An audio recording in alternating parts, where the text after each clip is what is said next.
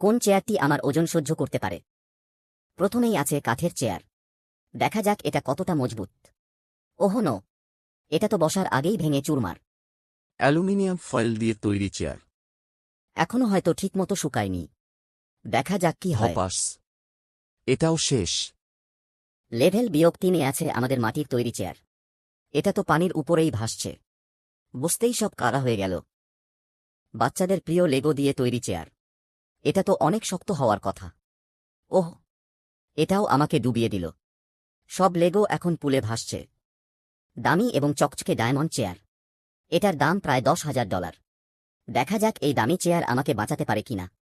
হায় হায়, আমার $10,000 তো পানিতে গেল। অবশেষে লেভেল -6, শক্তপোক্ত ইটের তৈরি চেয়ার। এটাই আমাদের শেষ ভরসা। দেখা যাক কি হয়। 3, 2, 1 ইয়েস। Challenge successful. ইটের চেয়ারটি সবচেয়ে মজবুত।